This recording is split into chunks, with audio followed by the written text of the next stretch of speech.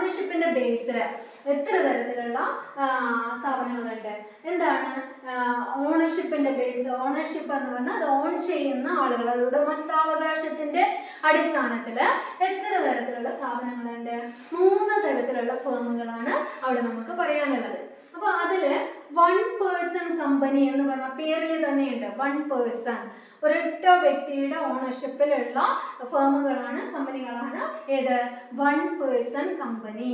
അപ്പോൾ അത് മുടക്ക് മുതൽ ഇറക്കാനോ പൈസ ഇറക്കി അത് നടത്തിക്കൊണ്ട് പോകാനും അതിൽ റിസ്ക് ആണെങ്കിലും പ്രോഫിറ്റ് ആണെങ്കിലും ഷെയർ ചെയ്യാനോ ആകെ അവിടെ ഒരു പേഴ്സൺ മാത്രമേ ഉണ്ടാവുള്ളൂ. അങ്ങനെയുള്ള സ്ഥാപനങ്ങളെയാണ് 1 person കമ്പനി എന്ന് പറയാം. ദെൻ പാർട്ട്ണർഷിപ്പ്, നെക്സ്റ്റ് വൺ വരുന്നത് പാർട്ട്ണർഷിപ്പ്. അപ്പോൾ എന്താണ് പാർട്ട്ണർഷിപ്പ്? പങ്കാളിത്ത സ്ഥാപനം എന്ന് പറഞ്ഞാൽ അവിടെ 2 or more person, ഇവിടെ 1 person ആണെങ്കിൽ പാർട്ട്ണർഷിപ്പിൽ 2 or more person ആണ് അവിടെ വരുന്നത്. 2 അതിലധികമോ ആളുകൾ വരികയോ അവരെ ഒരുമിച്ച് ചേർന്ന് ഒരു കരാറ് പ്രകാരം അവരെ ബിസിനസ്സിലേക്കുള്ള മുടക്ക് മുതൽ ക്യാപിറ്റൽ ഇറക്കി ബിസിനസ് മാനേജ് ചെയ്ത് കൊണ്ടുപോകാനോ ഒരു കോൺട്രാക്ട് ഉണ്ടായിരിക്കാം. ദെൻ അതിൽ പ്രോഫിറ്റ് ആണെങ്കിൽ ലോസ് ആണെങ്കിൽ അവർ പറയുന്ന ഒരു റേഷ്യോ പ്രകാരം ഷെയർ ചെയ്തെടുക്കാം എന്ന് പറഞ്ഞ് ഒരു ബിസിനസ് നടത്തിക്കൊണ്ടു പോവുകയാണെങ്കിൽ, ഒരു ഫേം നടത്തിക്കൊണ്ടു പോവുകയാണെങ്കിൽ അതാണ് പാർട്ട്ണർഷിപ്പ്. ദെൻ നെക്സ്റ്റ് വരുന്നത് കോർപ്പറേഷൻ. കോർപ്പറേഷൻ എന്ന് പറഞ്ഞു കഴിഞ്ഞാൽ ഈ എണ്ണം അവിടെ കൂടുതലായിരിക്കും, ഒരുപാട് വലിയ ലെവലിലേക്ക് പോവാണ്. ഫേമുകൾ 10, 20, 30, 50 അല്ലെങ്കിൽ 100 കൂടുതലാവാം. അപ്പൊ അങ്ങനെ അത്ര അധികം വളരെ വലിപ്പമുള്ള അല്ലെങ്കിൽ വളരെയധികം ആളുകൾ ചേർന്നുകൊണ്ട് നടത്തിക്കൊണ്ട് പോകുന്ന ഒരു ഫേമിനെയാണ് നമുക്ക് എന്ത് പറയാ? കോർപ്പറേഷൻ. കോർപ്പറേറ്റ് സ്ഥാപനങ്ങൾ എന്നൊക്കെ പറഞ്ഞാൽ ഒരുപാട് വലിപ്പമുള്ള അല്ലെങ്കിൽ ഒരുപാട് വലിയ സ്ഥാപനങ്ങളാണ്. മെമ്പർഷിപ്പ് അവിടെ ഒരുപാട് ആളുകൾ അവിടെ ഉണ്ടായിരിക്കും ഉടമസ്ഥരായിട്ട്. അപ്പോൾ അങ്ങനെ 3 ഓണർഷിപ്പിന്റെ ബേസിൽ നമുക്ക് 3 തരത്തിലുള്ള ഫേമുകളാണ് പറയാനുള്ളത്. Then based on sector, sector അടിസ്ഥാനത്തിൽ നമുക്ക് 4 തരത്തിലുള്ള ഫേമുകളെ പറ്റി പഠിക്കാനുണ്ട്. അതിൽ പറയുന്നത് പ്രൈവറ്റ് സെക്ടർ ഫേം, അതിൽ സ്വകാര്യ വ്യക്തികളുടെ ഉടമസ്ഥതയിലുള്ള അവർ നടത്തിക്കൊണ്ടു പോകുന്ന സ്ഥാപനങ്ങളായിരിക്കും ഏത്? Private sector firm. അവരുടെ അൾട്ടിമേറ്റ് എയിം ലാഭം ഉണ്ടാക്കുക എന്നുള്ളതാണ്. അപ്പോൾ അവിടെ ഓവറായിട്ട് വർക്ക് ചെയ്ത് ലാഭം കൂടുതൽ ഉണ്ടാക്കുക എന്നുള്ള എയിമോട് കൂടി തന്നെ ഇരിക്കുന്ന പ്രൈവറ്റ് ഓണർഷിപ്പിലുള്ള ഫേമുകളെയാണ് നമുക്ക് എന്തെന്ന് പറയാം? പ്രൈവറ്റ് സെക്ടർ ഫേം എന്ന് പറയാം. ദെൻ പബ്ലിക് സെക്ടർ ഫേം ആണെങ്കിലോ അത് ഗവൺമെന്റിന്റെ ഓണർഷിപ്പിലുള്ള അല്ലെങ്കിൽ പബ്ലിക് സെൻട്രൽ ഓർ സ്റ്റേറ്റ് ഗവൺമെന്റിന്റെ പബ്ലിക് സെക്ടർ എന്ന് പറഞ്ഞാൽ ഗവൺമെന്റിന്റെ ഉടമസ്ഥതയിലുള്ള സ്ഥാപനങ്ങളെയാണ് നമുക്ക് പബ്ലിക് സെക്ടർ ഫേം എന്ന് പറയാം. അവിടെ പൊതു നന്മയെ കരുതിയിട്ടുള്ള സ്ഥാപനങ്ങളായിരിക്കും. അവിടെ അത്ര ലാഭം അവർ പ്രതീക്ഷിക്കുന്നില്ല, പൊതു ജനങ്ങൾക്കുള്ള നന്മയെ കരുതിയിട്ടുള്ള സ്ഥാപനങ്ങളായിരിക്കും അധികവും മിക്കവാറും പബ്ലിക് സെക്ടർ ഫേമുകൾ. നെക്സ്റ്റ് വരുന്നത് ജോയിന്റ് സെക്ടർ ഫേമുകൾ. ജോയിന്റ് സെക്ടർ എന്ന് പറഞ്ഞു കഴിഞ്ഞാൽ ഇതിന്റെ മിക്സിംഗ്, പ്രൈവറ്റ് സെക്ടറും പബ്ലിക് സെക്ടറും കൂടി ചേർന്നുകൊണ്ടുള്ള അല്ലെങ്കിൽ ഉടമസ്ഥതയിൽ 2 കൂട്ടരും ചേർന്നുകൊണ്ടുള്ള ഉടമസ്ഥതയിലുള്ള സ്ഥാപനങ്ങളെയാണ് നമുക്ക് ജോയിന്റ് സെക്ടർ ഫേമുകൾ എന്ന് പറയാം. ജോയിന്റ് സെക്ടർ ഫേമുകൾ, അങ്ങനത്തെ ഫേമുകൾ നമുക്ക് ചുറ്റുമുണ്ട്. ദെൻ നെക്സ്റ്റ് വരുന്നത് നോൺ പ്രോഫിറ്റ് ഫേമുകളാണ്. നോൺ പ്രോഫിറ്റ് ഫേമുകൾ എന്ന് പറഞ്ഞു കഴിഞ്ഞാൽ ലാഭം പ്രതീക്ഷിക്കാത്ത സർവീസ് ഓറിയന്റഡ് ആയിട്ടുള്ള സ്ഥാപനങ്ങളെയാണ് നമുക്ക് എന്ത് പറയാ?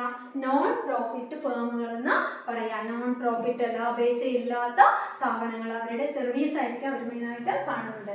അപ്പോൾ ഇതിൽ നമുക്ക് മെയിനായിട്ടും എടുത്തു പറയേണ്ടത് നോൺ പ്രോഫിറ്റ്, അങ്ങനത്തെ സ്ഥാപനങ്ങൾ ഏതൊക്കെയാണ് നമുക്ക് ചുറ്റുമുള്ള നോൺ പ്രോഫിറ്റ് ഓർഗനൈസേഷന് ഏതൊക്കെയാണ് എക്സാമ്പിൾ ആയിട്ട് പറയാൻ പറ്റുക?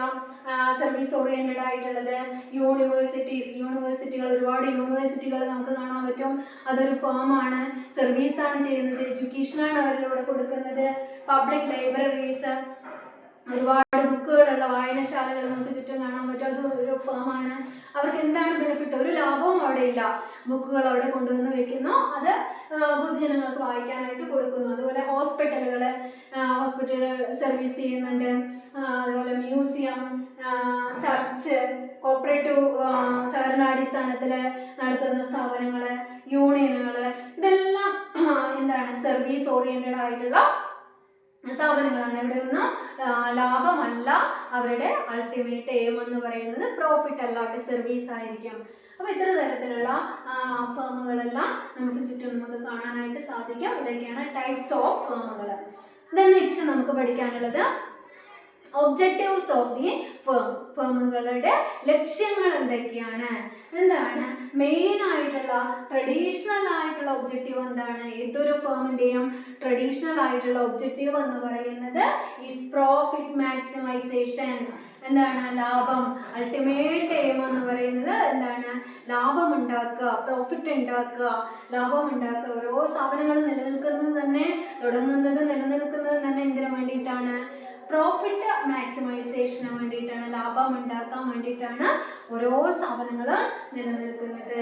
പ്രോഫിറ്റ്, അപ്പൊ നമുക്ക് പ്രോഫിറ്റ് എന്താണ്, profit equal total revenue minus total cost.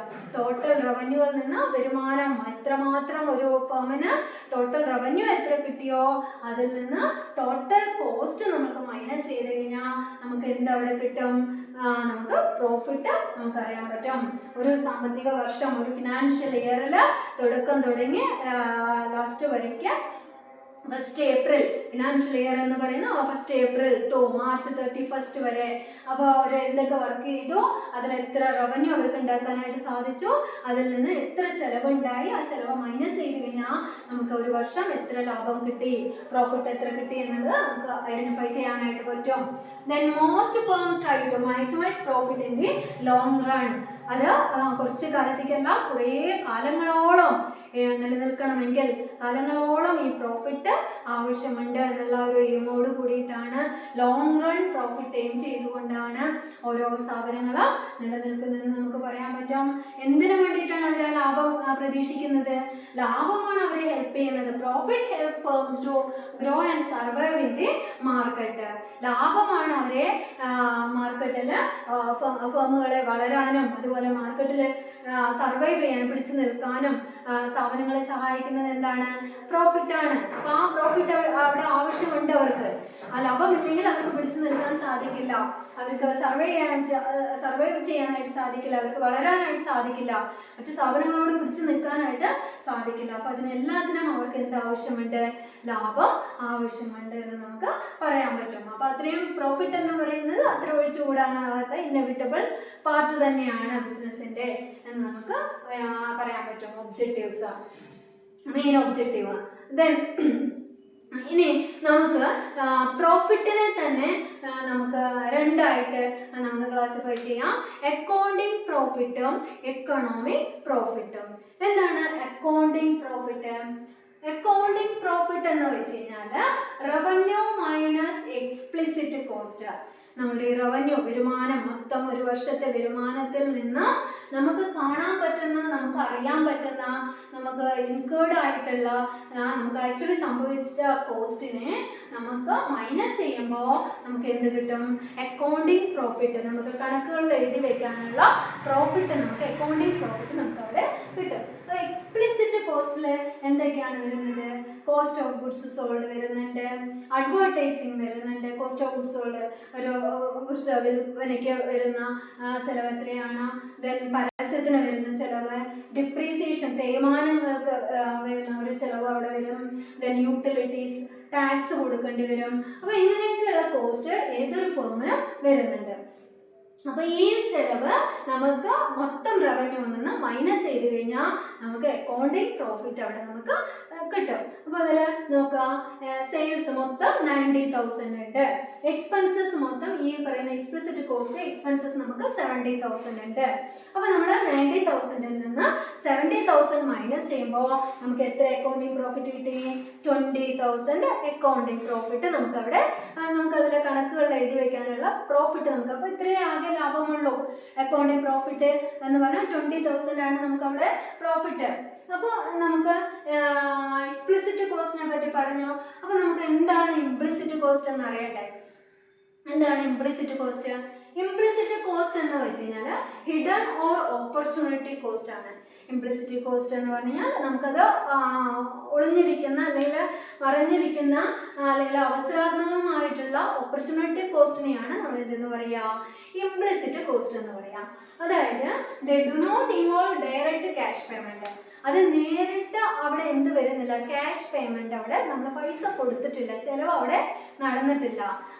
അത് അങ്ങനെയൊരു സംഭവം ചെയ്യുമായിരുന്നെങ്കിൽ ഇത്ര ചെലവ് വരുമായിരുന്നു എന്ന് പറയുന്ന ആ ഒരു അവസരാത്മകമായിട്ടുള്ള മറ്റൊരു കാര്യം ചെയ്തിരുന്നെങ്കിൽ നമുക്ക് അത്ര ചെലവ് വരുമായിരുന്നു, ആക്ച്വലി ഇത്ര ചെലവ് വരുമായിരുന്നു എന്ന് പറയുന്ന ആ ഒരു ചെലവാണ്. നമുക്ക് നേരിട്ട് നമ്മൾ അതിന് പൈസ കൊടുത്തിട്ടില്ല, ചെലവ് ചെയ്തിട്ടില്ല, പക്ഷെ അങ്ങനെ വരുമായിരുന്നു എന്ന് പറയുന്ന ഒരു ചെലവിനെയാണ് നമ്മൾ ഇംപ്ലിസിറ്റ് കോസ്റ്റ് എന്ന് പറയുന്നത്. അതിൽ ഇൻക്ലൂഡഡ് ആണ് ഇംപ്ലിസിറ്റ്. എക്സാമ്പിൾ ആയിട്ട് പറയുകയാണെങ്കിൽ ഓണേഴ്സ് ഇൻവെസ്റ്റഡ് ക്യാപിറ്റൽ, ഓണറുടെ ഇൻവെസ്റ്റ്മെന്റ്, ക്യാപിറ്റൽ ആയിട്ട് ഓണർ ഇൻവെസ്റ്റ് ചെയ്തിട്ടുള്ള ആ എമൗണ്ട്, അതിന് ഓണർ അവിടെ മറ്റൊരു ബാങ്കിൽ ഡെപ്പോസിറ്റ് ചെയ്തിരുന്നെങ്കിൽ അയാൾക്ക് ഇത്ര ഇൻട്രസ്റ്റ് കിട്ടുമായിരുന്നു എന്ന് പറയുന്ന ആ ഒരു ചെലവിനെയാണ് നമ്മൾ ഇംപ്ലിസിറ്റ് കോസ്റ്റ് എന്ന് പറയുന്നത്. ഓണേഴ്സ് ടൈം ആൻഡ് സ്കിൽ, ഓണറുടെ ടൈമും അവരുടെ കഴിവും ആ സ്ഥാപനത്തിനകത്ത് യൂസ് ചെയ്യുന്നുണ്ട്, ആ കഴിവും ടൈമും മറ്റൊരു സ്ഥാപനത്തിൽ വർക്ക് ചെയ്തിരുന്നെങ്കിൽ ഇത്ര സാലറി കിട്ടുമായിരുന്നോ എന്ന് പറയുമ്പോൾ അത് അവിടെ ഓപ്പർച്യൂണിറ്റി കോസ്റ്റ് അല്ലെങ്കിൽ ഇംപ്ലിസിറ്റ് കോസ്റ്റ് എന്ന് നമുക്ക് പറയാം. അപ്പോൾ എക്സാമ്പിൾ ആയിട്ട് interest on 1 lakh investment salary of the owner earn elsewhere. അപ്പോൾ ഇൻട്രസ്റ്റ് ആയിട്ട് 1 lakh കിട്ടുമെങ്കിൽ 1 lakhനുള്ള ഇൻട്രസ്റ്റ് എത്രയാണോ, അതുപോലെ തന്നെ സാലറി ഓണർ മറ്റൊരു സ്ഥാപനത്തിൽ വർക്ക് ചെയ്തിരുന്നെങ്കിൽ കിട്ടുമായിരുന്ന സാലറി, ഇതൊക്കെ നമുക്ക് ഇംപ്ലിസിറ്റ് കോസ്റ്റ് ആയിട്ട് നമുക്ക് പറയാൻ പറ്റും. ആക്ച്വലി അത് കൊടുത്തിട്ടില്ല, പേയ്മെന്റ് അവിടെ നടന്നിട്ടില്ല, അങ്ങനെ ആയിരുന്നെങ്കിൽ ഇത്ര കിട്ടുമായിരുന്നു അല്ലെങ്കിൽ ആ ഒരു എമൗണ്ട് അവിടെ വരുമായിരുന്നു എന്ന് പറയുന്ന ആ ഒരു ചെലവാണ് ഇംപ്ലിസിറ്റ് കോസ്റ്റ് എന്ന് പറയാം. അപ്പൊ ഇനി നമുക്ക് എക്കണോമിക് പ്രോഫിറ്റ്. അപ്പൊ അക്കൗണ്ടിങ് പ്രോഫിറ്റ് നമ്മൾ പറഞ്ഞു. ദെൻ അതാണ് നമ്മൾ കണക്കുകളിൽ എഴുതി വെക്കുന്ന, നമ്മൾ ആക്ച്വലി ബുക്കുകളിൽ എഴുതി വെക്കുന്ന ഒരു പ്രോഫിറ്റ് അക്കൗണ്ടിങ് പ്രോഫിറ്റ് ആണെങ്കിൽ ആക്ച്വലി റിയൽ എത്രയാണ് നമുക്ക് എക്കണോമിക്കൽ ആയിട്ടുള്ള ലാഭം എത്രയാണ് എന്നുള്ളതാണ് എക്കണോമിക് പ്രോഫിറ്റിൽ പറയുന്നത്. അതിൽ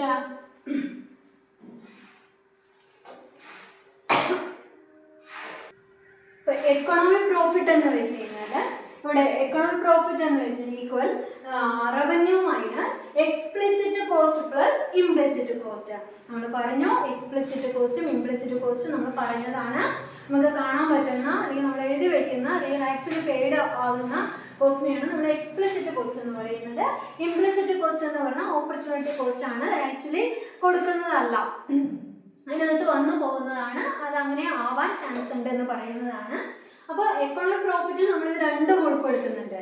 അപ്പോൾ എക്കണോമിക് പ്രോഫിറ്റ് എന്ന് പറയുന്നതിൽ റവന്യൂവിൽ നിന്ന്, നമ്മുടെ ആക്ച്വൽ റവന്യൂവിൽ നിന്ന് ഈ രണ്ട് കോസ്റ്റും ആഡ് ചെയ്തത് ലെസ് ചെയ്ത് കഴിഞ്ഞാൽ കിട്ടുന്നതാണ് എക്കണോമിക് പ്രോഫിറ്റ് എന്ന് പറയുന്നത്. അപ്പോൾ അതിലെ മീനിങ് എന്ന് പറഞ്ഞു കഴിഞ്ഞാൽ the business actually losses money economically. അപ്പോൾ ഒരു ബിസിനസ്സിനകത്ത് ആക്ച്വലി എത്രമാത്രം പണമാണ് അതിൽ നഷ്ടപ്പെടുന്നത്, ആക്ച്വലി എത്ര എമൗണ്ട് നമുക്ക് സ്പെൻഡ് ആകുന്നുണ്ട് എന്നുള്ളത് നമുക്ക് റിയൽ ആയിട്ടുള്ള എമൗണ്ട്, ശരിക്കത്തെ എമൗണ്ട് നമുക്ക് ഇതിലൂടെ മനസ്സിലാക്കാൻ സാധിക്കും. ഇതിന് എക്സാമ്പിൾ ആയിട്ട് പറയുന്നത് നോക്കാം. അക്കൗണ്ടിങ് പ്രോഫിറ്റ് നമുക്ക് 20,000 ഓൾറെഡി നമുക്ക് കിട്ടിക്കഴിഞ്ഞു. അങ്ങനെയാണെങ്കിൽ അതിൽ ഇൻട്രസ്റ്റ് ഓൺ ക്യാപിറ്റൽ, ഒരു നമ്മളുടെ ക്യാപിറ്റലിന് മറ്റൊരാവിടെ ഇൻവെസ്റ്റ് ചെയ്തിരുന്നെങ്കിൽ നമുക്ക് എത്ര ഇൻട്രസ്റ്റ് കിട്ടുമായിരുന്നു? ഒരു 10,000 ഇൻട്രസ്റ്റ് കിട്ടുമായിരുന്നു. ദെൻ ഓണേഴ്സിന് മറ്റൊരു സ്ഥാപനത്തിൽ വർക്ക് ചെയ്തിരുന്നെങ്കിൽ ഒരു 35,000 രൂപ 35,000 സാലറി കിട്ടുമായിരുന്നു എന്ന് നമുക്ക് മനസ്സിലായി കഴിഞ്ഞു. അപ്പോൾ ഈ പറയുന്ന 45,000 രൂപ 45,000 ഈ 20,000 ആക്ച്വലി നമുക്ക് കിട്ടിയ 20,000 മൈനസ് ചെയ്ത് കഴിഞ്ഞാൽ എന്തായി?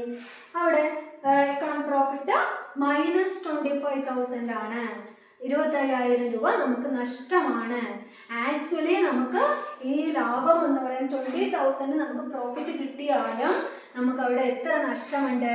25,000 നമുക്ക് അവിടെ നഷ്ടത്തിലാണ് എന്നുള്ളത് നമുക്കവിടെ ആക്ച്വൽ എമൗണ്ട് അങ്ങനെ ആവാം, അങ്ങനെയാണ് റിയൽ നടക്കുന്നത്, അതാണ് എന്ന് നമുക്ക് മനസ്സിലാക്കാനായിട്ട് സാധിക്കും. അതാണ് എക്കണോമിക് പ്രോഫിറ്റിനെ പറ്റി പറയാനുള്ളത്. ഇനി ഓപ്പർച്യൂണിറ്റി കോസ്റ്റിനെ പറ്റിയിട്ട് നമുക്ക് കറക്റ്റായിട്ട് പറയണമെങ്കിൽ opportunity cost is the value of the next best alternative. അപ്പോൾ തൊട്ടടുത്ത ബെസ്റ്റ് ആൾട്ടർനേറ്റീവ്സിന് വരുന്ന ആ ഒരു കോസ്റ്റിനെയാണ്, ചെലവിനെയാണ് നമുക്ക് ഓപ്പർച്യൂണിറ്റി കോസ്റ്റ് എന്ന് പറയുന്നത്. ഇതിൽ ഇങ്ങനെയൊരു സംഭവം വരുന്നത്, നമ്മുടെ റിസോഴ്സസ് എന്ന് പറയുന്നത് ലിമിറ്റഡ് ആണെന്നും അത് ഹാവ് ആൾട്ടർനേറ്റീവ് യൂസസ്. അതിന് നമുക്ക് ഒരുപാട് യൂസസ് ഉണ്ട്, ആൾട്ടർനേറ്റീവ് യൂസസ് ഉണ്ട് എന്ന് പറയുന്ന ആ ഒരു കൺസെപ്റ്റിൽ നിന്നാണ് നമ്മൾ ഓപ്പർച്യൂണിറ്റി കോസ്റ്റ് വരുന്നത്. അപ്പോൾ നമ്മുടെ കയ്യിലുള്ള വിഭവങ്ങൾ പരിമിതമാണ്. ഉള്ള വിഭവങ്ങൾ നമുക്ക് ഒരു വിധത്തിൽ അല്ലെങ്കിൽ മറ്റൊരു തരത്തിൽ നമുക്ക് പല യൂസസും അതുകൊണ്ട് നമുക്ക് ഉപയോഗിക്കാം. അപ്പോൾ അതിലെ വെച്ചിട്ട് ഏറ്റവും പോസിബിൾ ആയിട്ടുള്ള ഏറ്റവും ബെസ്റ്റ് ആയിട്ടുള്ള ഒരു യൂസ് അതിൽ നിന്ന് സെലക്ട് ചെയ്യാനൊക്കെ ആയിട്ട് നമുക്ക് സാധിക്കും. നമുക്ക് അറിയാൻ പറ്റും ഏതിനാണോ ചിലവ് കൂടുതൽ, ഏതിനാണോ ചിലവ് കുറവ്, ഏതൊക്കെ യൂസസ് ആണ് അതിനുള്ളത് നമുക്ക് അറിയാൻ പറ്റും. എക്സാമ്പിളായിട്ട് പറയുകയാണെങ്കിൽ managing A business instead of A job earning 2 lakh per year. അപ്പോൾ ഒരു ബിസിനസ് മാനേജ് ചെയ്യുന്നതിനെക്കാട്ടിയും ഒരു ജോലിക്ക് പോവുകയാണെങ്കിൽ എത്ര ലക്ഷങ്ങൾ അവിടെ സാലറി കിട്ടിയേനെ. അപ്പോൾ അങ്ങനെ പറയുമ്പോൾ അതാണ് അവിടെ ഓപ്പർച്യൂണിറ്റി കോസ്റ്റ് എന്ന് പറയുന്നത്. അപ്പോൾ ഇനി നമുക്ക് ലാഭത്തെ കുറിച്ച് പറഞ്ഞു. അപ്പോൾ ആ പ്രോഫിറ്റിന് ബിസിനസ്സിലുള്ള റോൾ എന്താണ്, കമ്പനിയിൽ അല്ലെങ്കിൽ എക്കണോമിയിൽ, സമ്പദ് വ്യവസ്ഥയിൽ, ഫേമിൽ, സമൂഹത്തിൽ, സൊസൈറ്റിയിൽ ലാഭത്തിൻ്റെ റോൾ എന്താണ്? Profit plays 2 major roles. അപ്പോൾ അതിൽ സിഗ്നൽ ടു പ്രൊഡ്യൂസേഴ്സിനുള്ള ഒരു സിഗ്നലായിട്ട് ലാഭത്തിനെ യൂസ് ചെയ്യാം. High profit attract new firm. അപ്പോൾ പുതിയ സ്ഥാപനങ്ങളെ അട്രാക്ട് ചെയ്യും. ലാഭം കൂടുതൽ കണ്ടു കഴിഞ്ഞാൽ പുതിയ സ്ഥാപനങ്ങൾ അല്ലെങ്കിൽ പുതിയ ആളുകൾ നമ്മൾ എന്തിലേക്ക് അട്രാക്ട് ചെയ്യും? ഈ സ്ഥാപനത്തിലേക്ക്, ഇതുപോലെയുള്ള സ്ഥാപനങ്ങൾ തുടങ്ങാനോ അല്ലെങ്കിൽ അതിലേക്ക് അട്രാക്ട് ചെയ്ത് അവിടത്തേക്ക് വരുമെന്നാണ് പറയുന്നത്. Low profit forces firm to leave. എന്നാൽ ലാഭമില്ല എങ്കിൽ അത് എന്ത് ചെയ്യാം? അവിടെ ആളുകൾ അതിനെ ഉപേക്ഷിച്ച് പോകാനായിട്ട് തുടങ്ങും. Then reward four എൻ്റർപ്രനേഴ്സ്. അതുപോലെ ലാഭമാണ് എൻ്റർപ്രനേഴ്സിനുള്ള ഒരു റിവാർഡ്. റിസ്ക് എടുത്ത് ബിസിനസ് തുടങ്ങി നടത്തിക്കൊണ്ട് പോകുന്നതിനുള്ള ഒരു റിവാർഡാണ്, പ്രതിഫലമായിട്ടാണ് ലാഭം, പ്രോഫിറ്റ് എൻ്റർപ്രനേഴ്സിന് ലഭിക്കുന്നത്. Compensation for risk taking and innovation. പുതിയ ഇന്നോവേഷൻസ് ചെയ്യുന്നതിനും റിസ്ക് എടുക്കുന്നതിനൊക്കെയുള്ള പ്രതിഫലമായിട്ട് ലാഭത്തെ എൻ്റർപ്രനേഴ്സ് കാണുന്നുണ്ട്. അപ്പോൾ ഇതാണ് നമുക്ക് അൾട്ടിമേറ്റ് എയിമായിട്ടുള്ള പ്രോഫിറ്റിനെ കുറിച്ച് നമുക്ക് പറയാനുള്ളത്. അപ്പോൾ ഇന്നത്തെ ഈ ഒരു ക്ലാസ്സിൽ നമുക്ക് ഫേമുകളെ കുറിച്ചും ഫേമുകളിലെ സ്റ്റേക്ക് ഹോൾഡേഴ്സിനെ കുറിച്ചും അതുപോലെ തന്നെ അൾട്ടിമേറ്റ് എയിമായിട്ടുള്ള പ്രോഫിറ്റിനെ കുറിച്ചും ഒക്കെയാണ് നമ്മൾ ഇന്നത്തെ ക്ലാസ്സിൽ പറഞ്ഞിട്ടുള്ളത്. അപ്പോൾ എല്ലാവർക്കും മനസ്സിലായി കാണുമെന്ന് വിചാരിക്കുന്നു. ഇന്നത്തെ ക്ലാസ് ഇവിടെ അവസാനിക്കുകയാണ്. Thank you.